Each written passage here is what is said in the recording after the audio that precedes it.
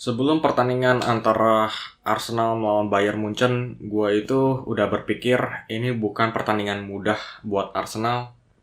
Nggak kayak orang-orang lainnya yang berpikir, wah Arsenal main bagus di Liga Inggris, Bayern hancur di Bundesliga, ini pasti bakal mudah buat Arsenal.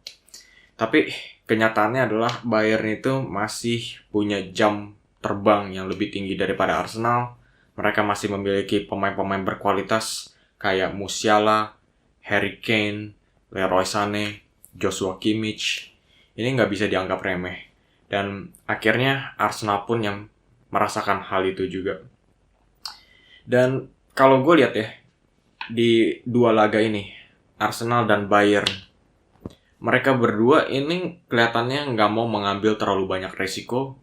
Mereka lebih milih untuk duduk manis, duduk rapi, dan nunggu ketika mereka dapetin bola. Dan ketika dapetin bola, mereka langsung serangan balik. Kelihatannya itu yang mereka incar dalam kedua tim.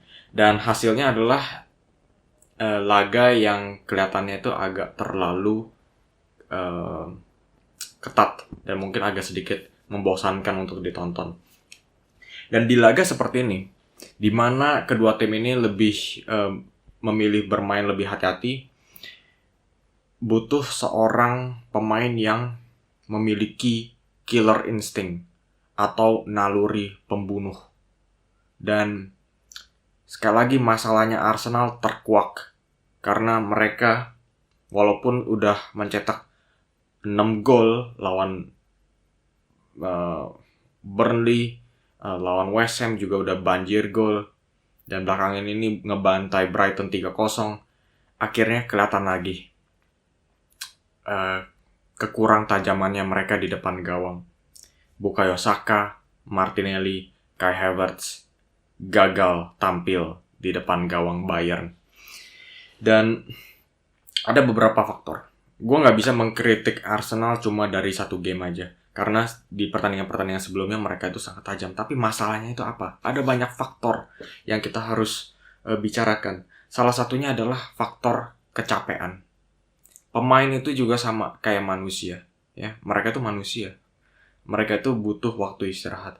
Tapi ini mungkin gue bisa salahin ke Mikel Arteta sedikit. Karena yang gue lihat adalah Bukayo Saka yang kecapean, Martinelli yang kelihatannya masih belum dapetin ritme.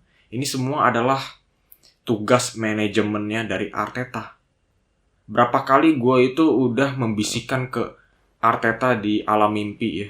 Mungkin belum kesampaian ke Arteta di bawah alam sadar. Tapi Arteta itu harus bisa mengistirahatkan pemainnya.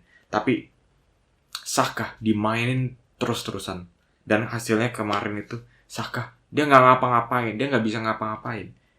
Kai Havertz juga udah banting tulang. Dia bisa main jadi false nine, jadi main di lini tengah. Ini benar-benar udah dipaksa kerja Rodi sama Arteta. Dan hasilnya bisa kelihatan.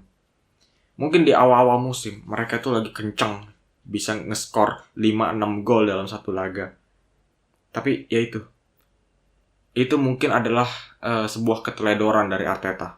Karena dia nggak bisa melihat kalau ini pemain kecapean di akhir musim mereka pasti akan ngedrop.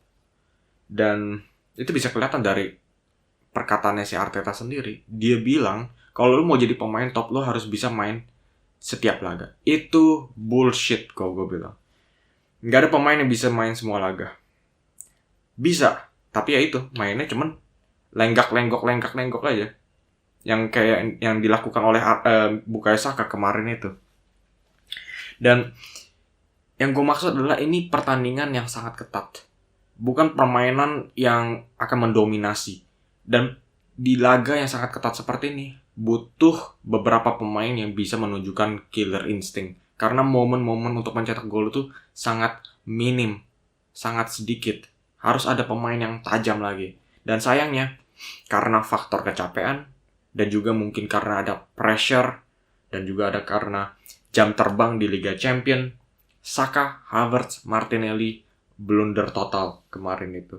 Cuma ada satu pemain aja, si Odegaard yang kelihatannya itu masih ada berpikir inspiratif. Dia itu selalu mencoba untuk mencari celah, mencari peluang-peluang untuk meneroboskan bola ke belakang.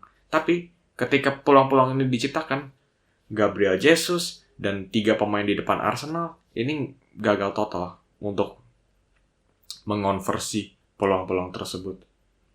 Dan itu bisa kita lihat sebaliknya di kubu Bayern. Yang mencetak gol terpenting mereka adalah Joshua Kimmich, pemain bek kanan. Apa kita bisa lihat dari Arsenal? Ketika striker-striker mereka lagi mandul, apakah kita bisa melihat Zinchenko dan Ben White untuk bisa mengambil sebuah resiko untuk masuk ke dalam kotak penalti? Ben White pernah mencetak gol buat Arsenal. Tapi apakah kita pernah melihat dia melakukan hal yang sama seperti Joshua Kimmich untuk tiba-tiba mengambil resiko dan mengantisipasi titik kelemahan Arsenal di saat itu juga? Itulah yang gue namakan jam terbang Bayern di Liga Champions yang nggak dimiliki oleh Arsenal saat ini.